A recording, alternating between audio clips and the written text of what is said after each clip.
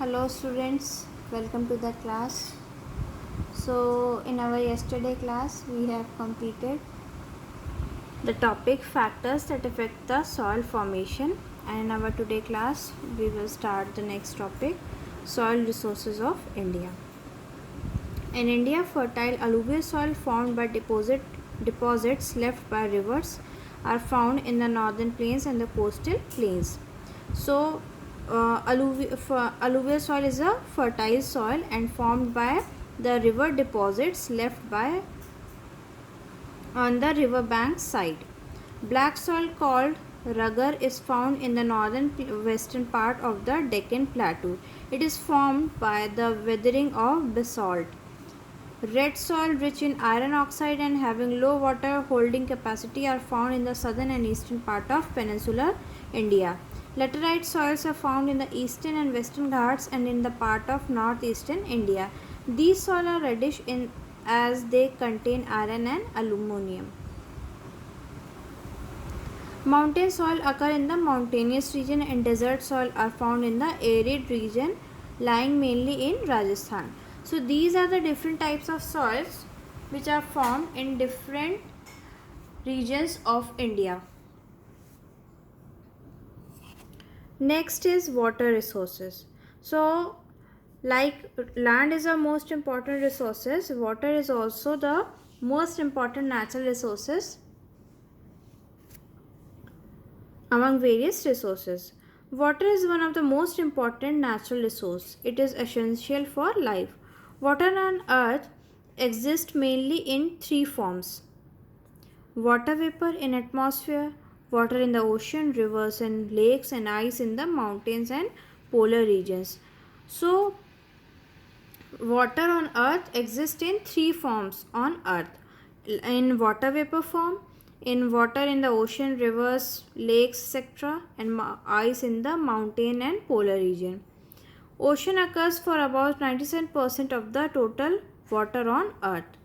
Ocean water, being saline, cannot be used for domestic agriculture and industrial purposes. So we cannot use ocean water because it contains a lot of saline or it is salty water. So we cannot use this in domestic use or in agriculture and industrial purpose.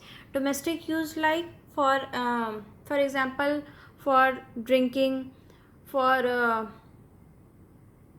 washing fruits and vegetables, etc. Only about 3% of Earth's water is fresh water. Almost 70% of it is ice.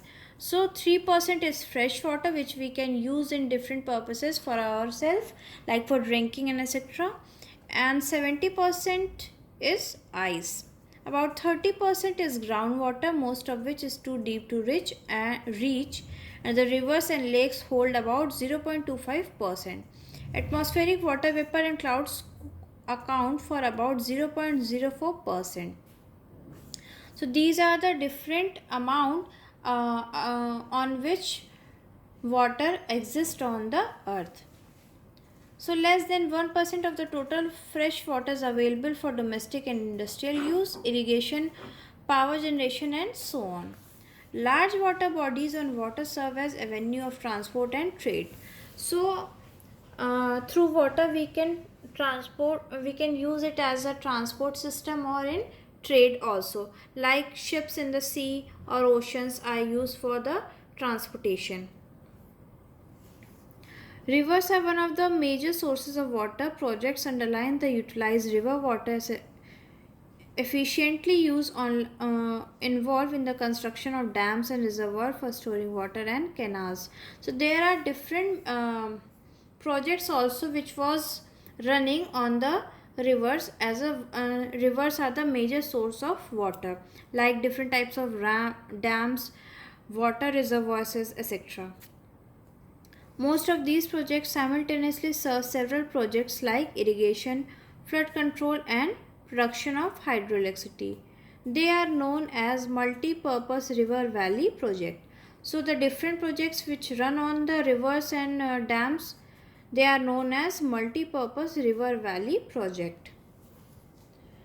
Now the next is distribution of water resources. The growing population put pressure on the available water resource. Water scarcity already a major problem in many densely populated area of the world. So as you all know that the population that is increasing day by day, through this increase of population there is a great scarcity of fresh water on the earth.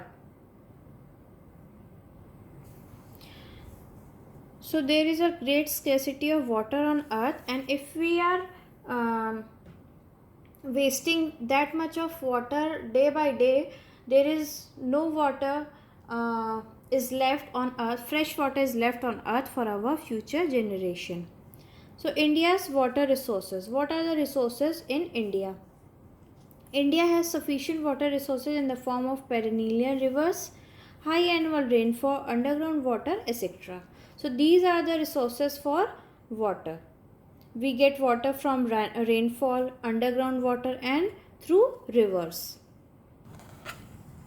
However, as these resources are uneven distributed, many Indians do not have access to sufficient water. India has undertaken many river projects for making utilization of its water resources.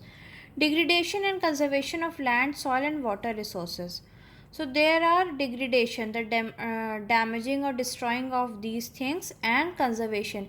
How can we conserve it? How can we protect these water, soil, and land resources? Land, soil, and water are precious gifts of nature. Careless use has, however, depleted and populated these resources considerably. It has thus become essential to conserve them. Careless use, depletion, destroying, pollution, these are the causes of the degradation of these resources: land resource, soil, and water resources. So what are the ways through which we can conserve them or protect them from the degradation? So land, we will start this topic from in our tomorrow class.